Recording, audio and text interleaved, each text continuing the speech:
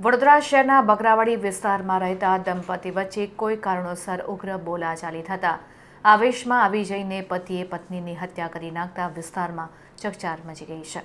વડોદરા શહેરના ભરચક વિસ્તાર બકરાવાડીમાં આવેલ નારાયણ એવન્યુમાં એક દંપતી રહેતું હતું। આ દંપતી વચ્ચે ગઈકાલે મોડી રાત્રે કોઈ કારણોસર ઝઘડો થયો હતો।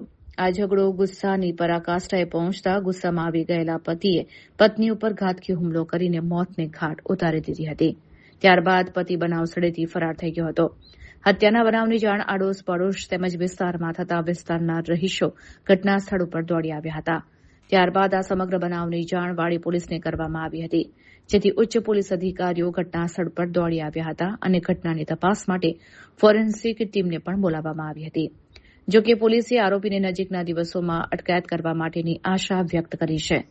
પતિએ કયા કારણોસર પત્નીની હત્યા કરી છે તે આરોપીની અટકાયત થયા બાદ જ જાણવા મળશે, તેમ પોલીસ સૂત્રોએ જણાવ્યું છે। હાલ જે સ્થાનિક પોલીસ છે ઉપરી અધિકારીને પણ જગ્યા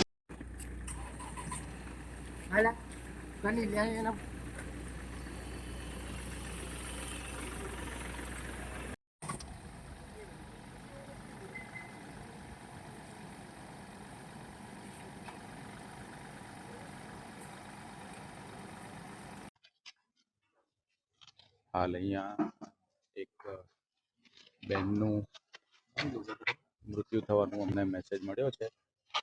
પોલીસની ટીમ પહોંચી ગઈ છે, તપાસ ચાલુ છે।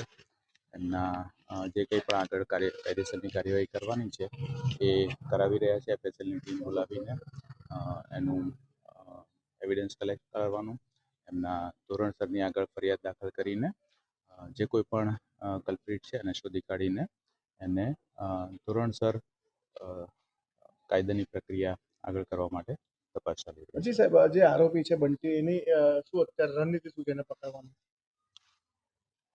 પોલીસની જુદી જુદી ટીમો અમે બનાવી છે અને હાલ તપાસ ચાલી રહી છે।